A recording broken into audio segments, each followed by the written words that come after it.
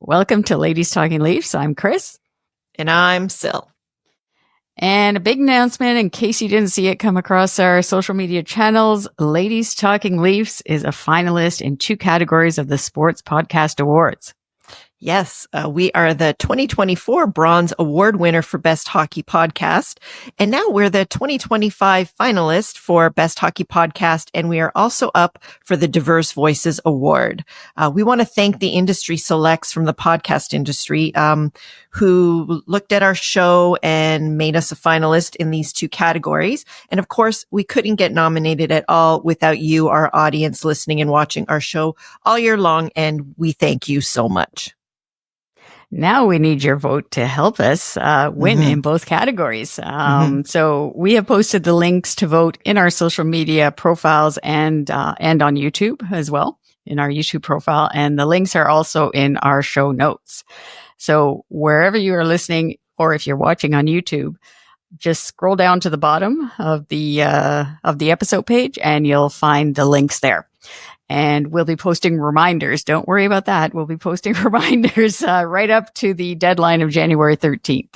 Yeah, you guys came through with us so huge last year, and we can't thank you enough. And we hope that you will back us again this year. Yeah. Now, a reminder that our show is sponsored by BetOnline, the world's most trusted betting platform and your number one source for online betting. From the earliest odds to in-game live betting, BetOnline provides you with all the action and the ability to watch the games as they happen. With the largest selection of odds on everything from the NHL to football, NBA and college basketball to UFC and MMA too, head to the website betonline.ag today to get in on the action with America's most trusted site for online wagering. BetOnline, the game starts here. Please gamble responsibly. If you or someone you know needs some support or advice, you can reach out to Connex Ontario or an organization near you. So before we get into the show, a quick programming note for you as well. This is going to be our final episode before Christmas. Our next episode will be on New Year's Day, so you can, enjoy it as you're relaxing, enjoying the day. Our next episode, you'll be able to always find on our social media channels and YouTube, and our handle is at LTL 1917. Yeah, and actually, just to let them know too, you could go back and check out some of our other episodes from this past year. Our 100th episode was fantastic. That's one that I would recommend, with Mark Osborne that we had. Yes. And that was also back in April. Yeah, back in April, and also our show with to start the season with Nick Barton from the Hockey News. So yeah, a very popular one. Yeah. All right, so now it's time to get on with the show, and we're going to start off with the good, the bad, and the ugly. And then we're going to run our final Ladies Talking Leafs highlight reel of this year, this calendar year. And then for our third period segment, we have a special Maple Leaf spin on Christmas with some help from our Facebook followers. And we have a Leafs Christmas wish list from 1991 to share with all of you. It's actually quite interesting, the parallels. So without any further ado, let's talk Leafs. All right, the good, the bad, the ugly. And have to tell our listeners, actually, that it's tough doing this segment so far this season. Anyways, a lot of the same stuff. But I've come up with my good is Connor Dewar. I'm just loving the guy. I mean, he's been back in the lineup for just over a month now, after having shoulder surgery in the summertime. And he's a grinder, but a fast grinder, let's say. And he just gets in the corners, forechecks hard, goes to the net, and he even gets cross-checked to the face and just gets up and no problem. It's just another day at the office for Connor Dewar. But he's nothing flashy. He's been getting a little bit more ice time the last little while. It gets about 10 minutes. Normally it's around 8 to 10 minutes anyways. So, for the fourth line, he's a centerman. So we definitely need those. We have a bit of a lack of that in that position. So for the limited minutes he plays, I think you can see the contributions that he gives to the team. You always notice him when he's out there. He's driving to the net, and I just want to give him a little bit of love here for as a fourth liner that does his job well. Absolutely. Yeah, since he's come in, it's been quite seamless actually. And he's just really clicked with those guys on that line. Whoever's on there. Yeah. Yeah. Yeah. And he's not super flashy, but he just gets the job done. And I think that he plays a style that Berube likes and appreciates. So, yeah, I think he's going to be probably, there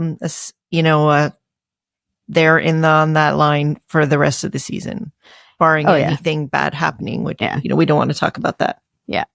All right. What's your good? Well, so my good is I'm going to go with Max Pacioretty. Since he's been back from injury, I've just found that he's really just embraced this new role of his, like very physical. I mean, he's taking, penalties for being too physical, which I never thought I'd ever hear myself say that about him. And, he's producing as well, like in the last 5 games, like so far to date, this season, he's played 17 games and he has 9 points, and he's also a plus player. He definitely adds he's really skilled, but this new element of this physicality that he's playing with, like, I don't know, we were talking before recording this about how, certain guys have come into the Leafs organization in the twilight of their careers. Most notably recently is Spezza. And, it's always been a question of, are they going to be able to embrace, playing differently than they've ever been expected to play before, because both of those guys were skilled players and played up in the lineup. And, I just feel like he's really embraced this like completely. And he just seems so, grateful to be out there every night, and he plays with this joy. And I love the guy. No, he's showing that. I mean, he has that physicality in his game that we were talking to, that it's like, we don't remember him playing that way or bringing that in his game. I never recall him being a bruiser out there, but he seems to be, accepting that role. And, but he's got the skill too to bury it when it counts too. So And we need that. Oh yeah, for sure. Mm-hmm. No, it's great to have him back. Good thing that injury wasn't that too serious to say that he was going to be out. It has made a difference. Like, he's noticeable to me whenever he's out there. Yeah, and him and JT seem to have this connection going. So it's great to see him back in the lineup. All right, moving on to the bad. So my bad is that, with the exception of tonight, we're recording this after the game, the Sabres game, I guess. And we did manage to score with an empty netter 5 goals tonight. But yeah, so my bad is that we don't have I guess our defense and offense doesn't mesh together very well. The whole, I guess it's Craig Berube's system, with the defense coming first. We just haven't been able to combine both of them to work well together. And to me, that shows, because most of the time in the last month or so, we've only been able to score 2 or 3 goals per game. Mm-hmm. That's it. And it's always from the top guys. We know that. We've talked about that until we're blue in the face, basically, with the lack of depth scoring. Mm-hmm. But yeah, it's just so many missed opportunities that we've had, missing the net, not enough shots on goal, like all of that. It needs to get better, basically. And nothing's coming from the D as far as offense goes. Like, we really seem to, we don't really have that going where, that transition starts from the defensive end, like, and we're really missing that.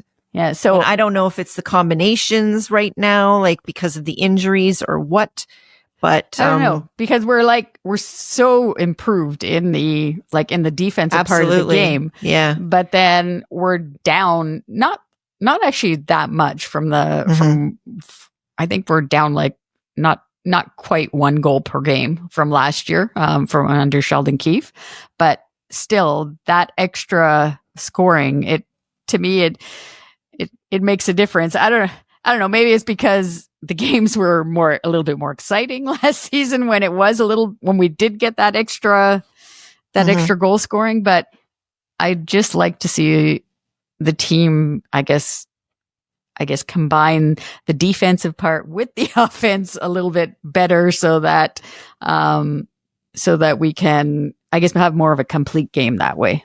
That's all. Well, yeah, it's going to come into play a lot when we get into the playoffs, right? So, it's one thing to be able to defend, but that hasn't been the issue for our team in the last few years in the playoffs. It's been the scoring. So, they're going to have to find a way to combine to enmesh them, like you said. Yeah, some people are saying it's similar. We're starting to play similar to the Bruins, where like they had the defensive part of the game again, but they depended on their goalies a lot. Well, to save them, right? But and I will low say this. Scoring. Yeah, I will say this: if we end up being the 5-minute killer kids, like the Boston has been for the last, I don't know how many years, where we look down and out, but then in the last 5 minutes or 10 minutes, we turn it on and turn the game around like we kind of did tonight. Yes. When they decide to play and then they make stuff happen, I'm okay with that as long as they pull it out. Right. So if they manage to do that, then that's okay. So as long as we get the W. Anyhow, it's only December. It's a new coach, new system. So I'm just hoping it comes together by the end of January anyway, before they go on that Four Nations Cup break. That's for sure. Yeah. They would definitely kind of have to have something down by then, because it's going to be tough, I think, for almost any team to afterwards. Like, there's just going to be such a short window where you're going to be able to pull things together. But, we're not the only team that's going to be affected. But we do have a lot of people participating from our roster, which, All right. What's your bad? My bad is, well, interestingly, we're talking about the last, 4 game segment really here. But I noticed that we have not been that good in the face-off circle over the past, few games, barring today. We kind of turned it around, and you can see what happens when we turn it around. Sil has this, I will say off the top, Sil has this effect that she mentions something and then players tend to turn around, or the system that they tend to turn around as soon as she starts thinking about these things. Anyways, go on. I have some kind of juju there. But yeah, so we basically lost in the face-off circle for the past 3 games. And in particular, we've been watching John Tavares. He was at the top of the league for face-offs. He was around 4 or 5 for a while, and then he's just been dropping like a stone. And we're kind of wondering what the heck's going on there. Maybe you need to recharge the amulet, which he seems like he did today. Yeah. So, but he was much better today. He was over 50%. But so I do think that we are missing something there. And I know that Camp has been out for a while. Oh, yeah. He's very dependable in the face-off circle. I totally forgot about him. Yeah. And I think, that is something that's missing. Although I will say that Austin Matthews has been very consistently 50%. But overall, we've been losing that battle. And when you don't get possession, then you're kind of chasing the game a little bit all night long. And I think that's kind of what we've really seen over the last few games, things not coming together and not coming together quickly and having, not the greatest starts. And, so I kind of, zeroed in on that as that could be an issue. But so hopefully tonight, is going to turn things around in that department, and we'll get back on the horse that way. But because winning the draw obviously is important. You want to start with the puck, right? I know that our game this year is not all the puck possession thing, but it's much easier if you start with it either in the defensive zone or offensive zone. Wherever, you can get it out of your end quicker, all of that. So that's just one thing I've noticed in the last little bit. All right. So there is no ugly because we don't want to put anyone on Santa's naughty list. As you notice, we are wearing our Maple Leaf Christmas hats. So it is our Christmas show. Yes. But, in fact, we do have a few highlight reel moments, and maybe Santa will consider a few Leafs to be on his nice list.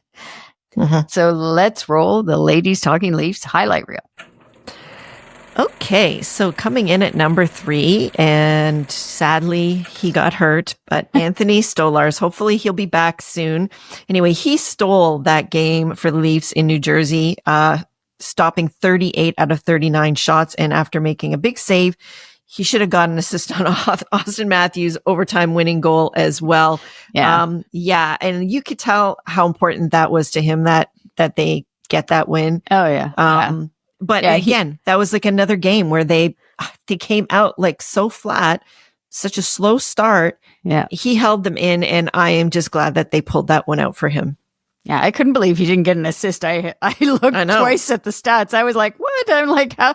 Like he made I don't know. I guess the puck must have hit something else or whatever to get out to Matthews, because it was unassisted from what it was recorded on NHL stats. But he was just he won that game for us, basically. Oh, absolutely. Yeah. And I just loved the fire and the passion that he played it with as well. Yeah, like, and then he just fantastic. When Pontus Holmberg finally scored a goal. That was a beautiful goal, by the way. And Connor Dewar was part of that incredible too. pass. Yeah. Yeah. And he managed to get it through, and then they keep showing Anthony Stolarz in the back with his hands raised. So yeah. That was really, really good. Yeah, so, every once in a while, you got to have a game like that from your goaltender, for sure. For sure. Yeah. All right. So moving on to number 2 is our friend Mitch Marner. Nobody's complaining about Mitch this season, that's for sure. Nope. Leafs Nation's pretty happy with him. We don't need to get into all of his stats because everyone knows about that. But Mitch just continues his incredible play. He now has. I don't know if he got an assist tonight. I don't think he did. He did. Oh, did he? He got one point. Yeah. Okay. So 31 assists now.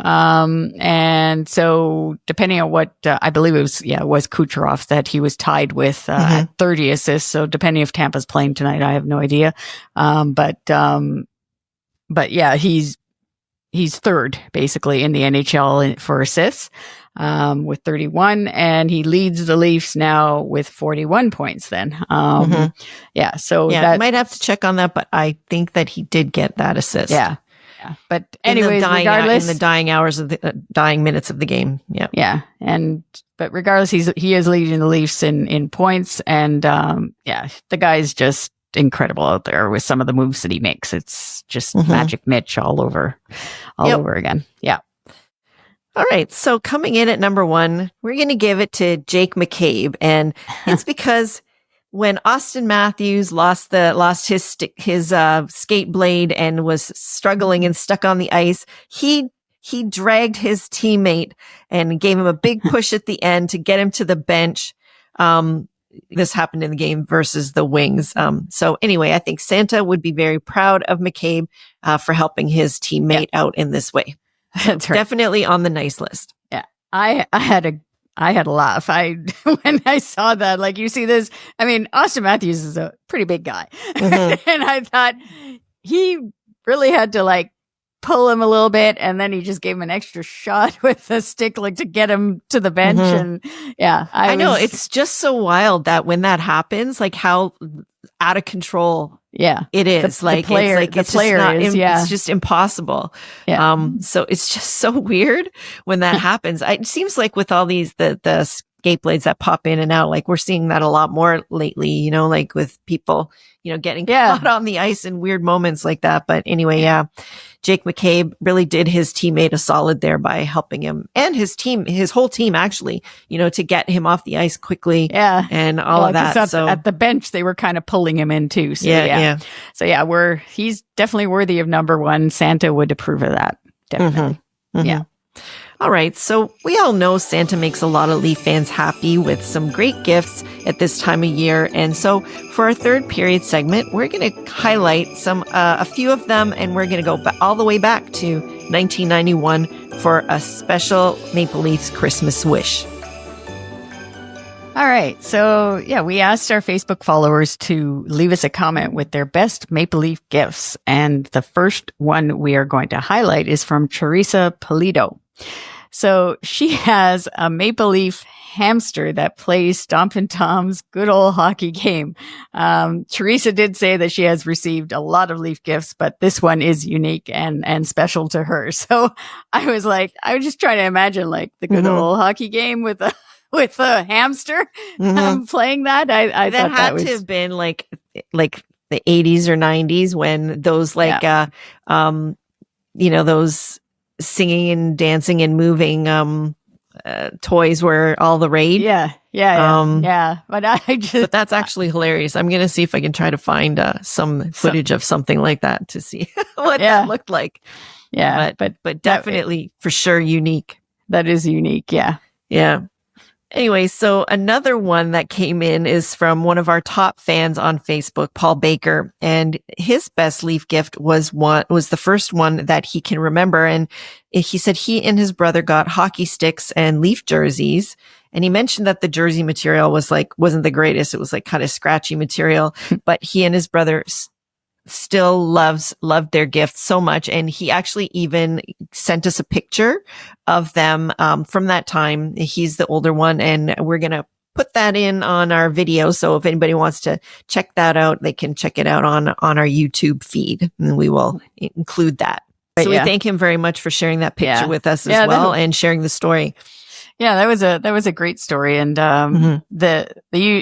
another unique thing actually is that Paul is he's from Canada, but he lives in the UK. So took the time. He's a top fan, like we said. So, and he's great. One of those people who stays up late to get in those Leaf games and watch them. So from all the way over there. So yeah, that's great. So thank you to Paul for sending us the photo. All right. And we have one more, comment that we got on Facebook from Dennis Gauthier, and his best gift was actually watching the Leafs win the cup in 1967. Yeah.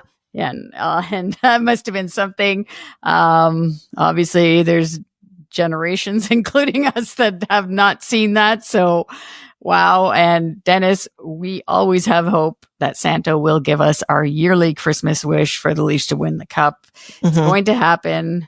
We just don't know when, but we know that we will be alive to see it. We know that. And that's just incredible. So he'll just get to see it twice. Yeah. Which is very lucky. Yeah. Yeah. All right. So now I dug up some of my old programs from back in the early 90s, I guess. And there was a Christmas Wish from 1991.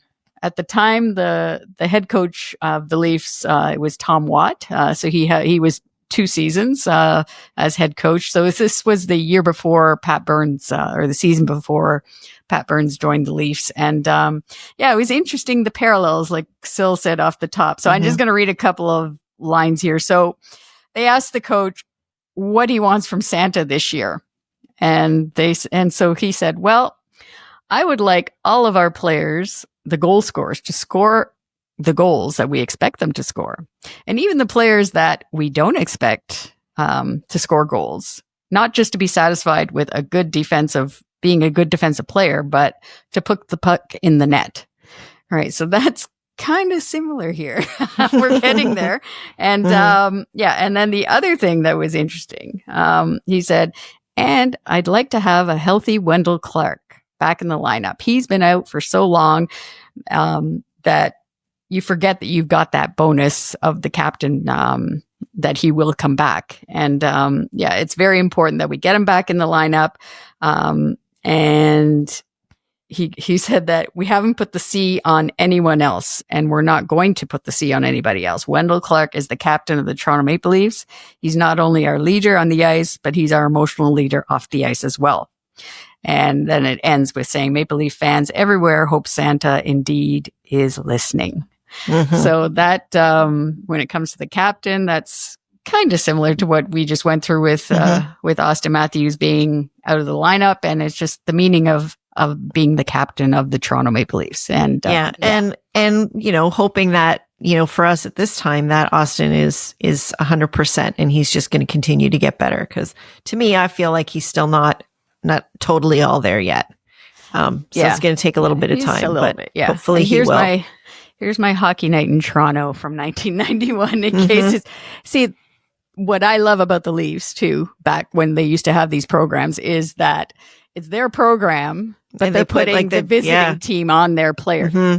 All the programs that I went through, they all highlighted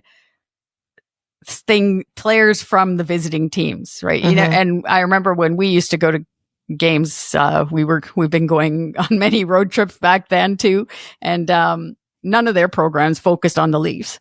No. Like it was all to do with them, but us, of course, we're quite nice. That's why we're the backbone of the NHL, and we always have been. Yeah, exactly.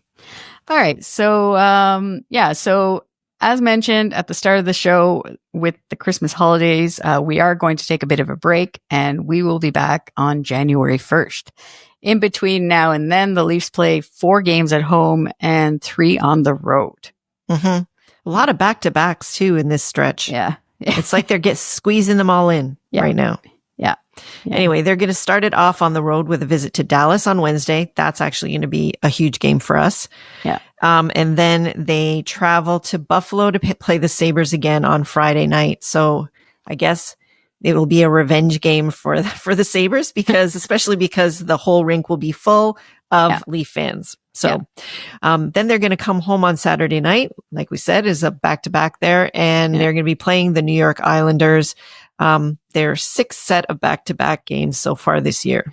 Yeah. Yeah. No, it's a tight schedule. It's just that busy schedule. And that Dallas game is going to be a tough one because Dallas is a good team. And, I'm assuming Joseph Wall will get the start in that one. And, and I don't know if there hasn't been any word to say for Stolars if it's going to be only a week that he's out. I guess it's that they're using that whole day-to-day thing, but apparently it's not very serious. So I think that they know the history of both of these guys, and they also know, like we all have been saying, that neither of them are proven past a certain point, a certain number of games. So I think that they're being careful with both of them.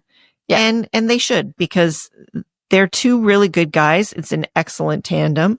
So they have to protect them. So I think that we do have the depth, and they should use it. Yeah. Yeah. And in these situations.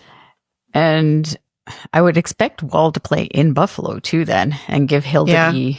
Yeah, because there's a few days in between each game, right? So I don't know if Hildeby can handle that environment. Like in Buffalo, it's crazy when there's it's the true blue Leafs nation there that gets in there, and so I don't know. I just think it's better to have Wall, the more experienced. I guess even though he hasn't played a whole season, but I just think it's better to have him in there and then put Hildeby in on Saturday night versus the Islanders. Yeah, right, and then moving on, the following week on the 23rd. They play the Winnipeg Jets just before the Christmas break. So that could be either a really good thing or a lump of coal. Yeah. So the start time for that is 2 p.m. We got some weird start times over the holidays here. And then the Leafs are back on the ice Friday, the 27th, playing the Red Wings again in Detroit before coming home to play the second half of another back-to-back versus the Capitals on the Saturday night on the 28th. It's just crazy. Like, especially like for the back-to-back this weekend, it's absolutely insane that both teams were playing a back-to-back and both had traveled. Yeah. So like Buffalo's like, they traveled twice, like to Washington and then to us. Yeah. And then they start that game at 5 p.m. That just seems very ridiculous to me. Yeah. That they would have an early start for 2 teams that are on a back-to-back where they weren't at home. Yeah, I don't know what was going on. If there's something at Scotiabank Arena that actually I think I do figure it out now, because they had it was the military night. So they had the military after the game. I don't know, maybe the military needs to go to sleep earlier or something, that because they had the big photo at the end like after the game was done and all that. Maybe it's too late for the military guys guys and girls to get their photo. They got to get up too early. I don't know. Maybe. That's my only excuse for it. But yeah. And then the last game of 2024 for the Leafs will be on New Year's Eve versus the Islanders again in another afternoon game, 1 p.m. start time. And I don't know, there's a lot of duplication in the teams, like for the next couple of weeks, right? Playing Buffalo again, playing Detroit again, playing the Islanders twice. Just like, it's not too...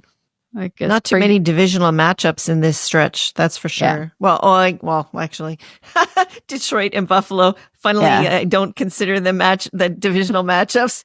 Yeah, but they are. Yeah. Anyways, but Sil was right in our last show. She was saying how with basically that we'd go 1-1 against with these divisional opponents. Yeah, sadly, we should have gone 2-0, but but we didn't have the best night in Detroit on the Saturday nights. Yeah. And I guess Detroit just has that little bit more firepower. Yeah. Yeah. Anyway, we are going to be back in a couple weeks, like we mentioned, covering all of the games. But in the meantime, we want to wish all of our listeners and followers a safe and happy holiday season. Yeah. And don't forget to vote for Ladies Talking Leafs for the Sports Podcast Awards. The links, again, a reminder to vote. They're all in our social media profile pages and on YouTube, in our profile page there as well, and in our show notes. Just scroll down to the bottom wherever you're listening or watching, and you'll see our show description, and below that, all the links for the show. And the voting links will be right at the top. So you can find our show to listen to it on the Believe Network. And if you're watching the show on YouTube, make sure to hit that subscribe button and you won't miss an episode, or hit that follow button if you're listening on Apple, Spotify, or wherever you listen to our show on your favorite app. We would also love to hear from you. Please leave us a rating or review. And if you are listening on Spotify, please answer our poll question. I take time to think of all these questions, and it would be great to beg you. Yes, somebody, please. Somebody, right? And then if you do, maybe just send us your name and we can give you a shout out for Absolutely. That, right? So feedback is so important from our listeners, and we thank you for taking the time. And another way to help us out is by visiting our Ko-fi page at Ko-fi.com. You can follow us there. And if you choose to, you can support us by buying us a coffee. Any donation goes towards helping us produce the show and making it even better for you. So you can find the link to our Ko-fi page on our show notes or in any of our social media profile pages. And thank you to our healthcare workers and first responders for everything that they do. And we thank you, as always, for listening and watching Ladies Talkin' Leafs presented by Bet Online. Till next time, and Merry Christmas, Happy Holidays. Christmas, Happy Holidays. Go Leafs, go. Do you believe?